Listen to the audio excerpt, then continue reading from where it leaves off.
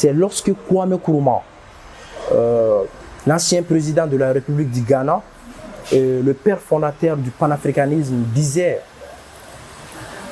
il est clair que nous devons trouver une solution à nos problèmes et qu'elle ne peut être trouvée que dans l'unité africaine. Divisés, nous sommes faibles. Unis, l'Afrique pourra devenir l'une des plus grandes forces de ce monde. Je réponds au nom de M. Keita Ousmane, étudiant à la faculté des sciences juridiques, économiques et sociales de Tanger. Vous êtes venu quand au Maroc? Je suis venu au Maroc, c'était en octobre 2016, précisément le 24 octobre. Vous préférez Maroc ou France? Maroc ou France? Je pense que tout d'abord, il faut savoir que la douceur et la mer font partie de l'intégrante de la vie marocaine.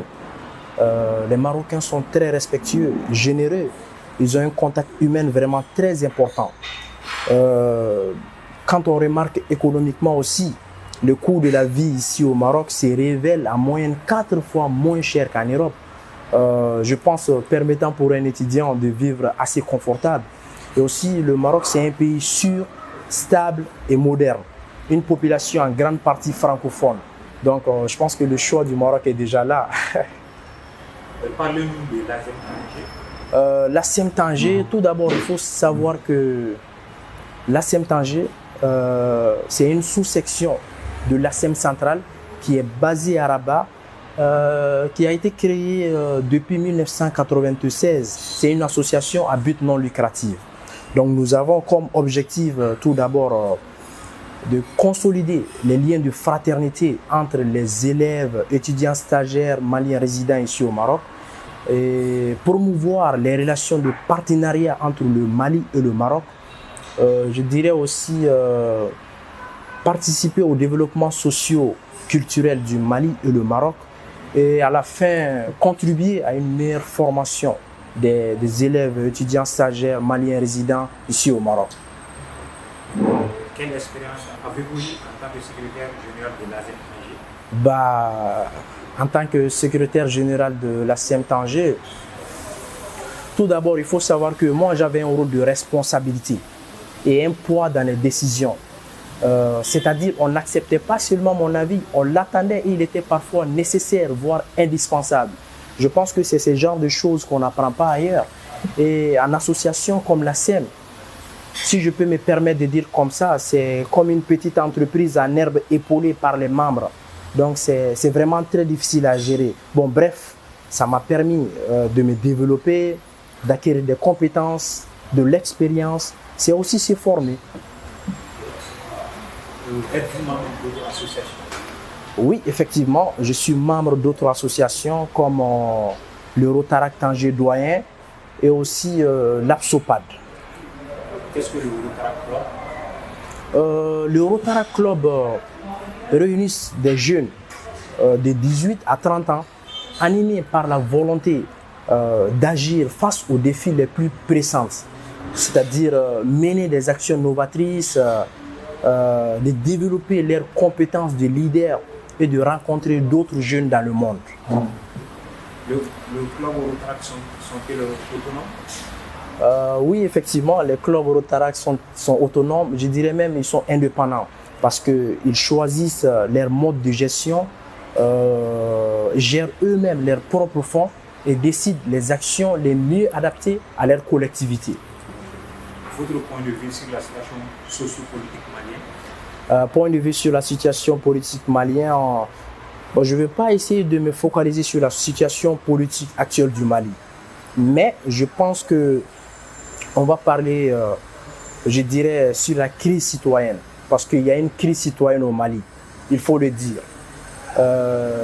Tout récemment, j'ai lu dans un article, tu sais, la crise citoyenne au Mali sévit à travers un profond désintérêt pour la politique.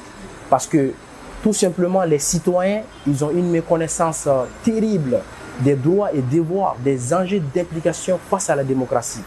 Et quand on remarque même ce désintérêt, ça se traduit par une démission déconcertante face à la responsabilité civile, par exemple, faible participation à l'élection, rareté des citoyens bénévoles, non-respect des lois des autres et des biens étatiques. Je pense que c'est la meilleure des choses à dire et il faut le dire vraiment. Voilà. Préférez-vous Ibeka ou Mohamed Diko? Ibeka ou Mohamed Diko? Bah, je vais essayer de répondre à cette question d'une manière indirecte. D'accord?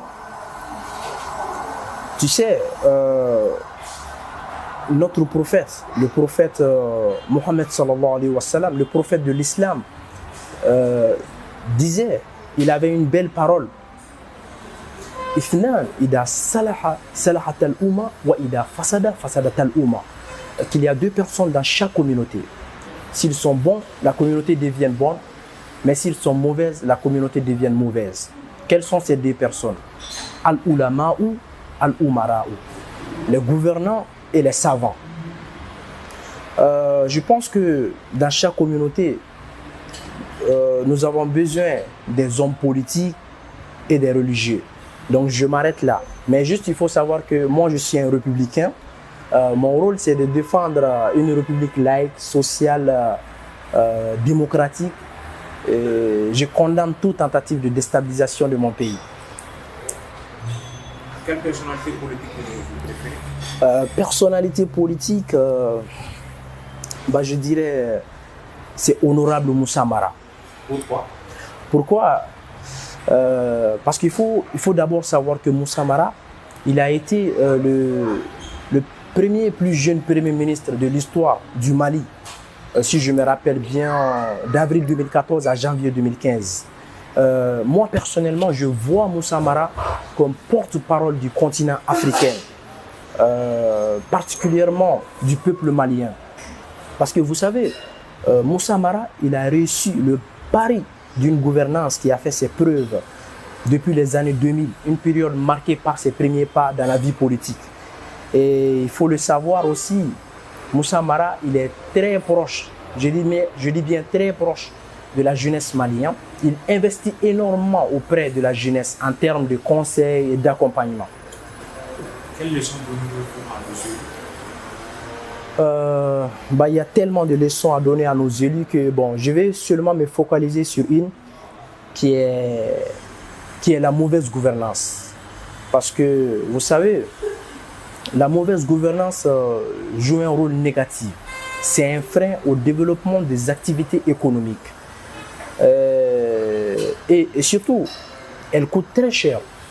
Je pense que ce n'est pas du tout un fait nouveau, mais la prise en compte de cet aspect devient de plus en plus un défi majeur à nos économies.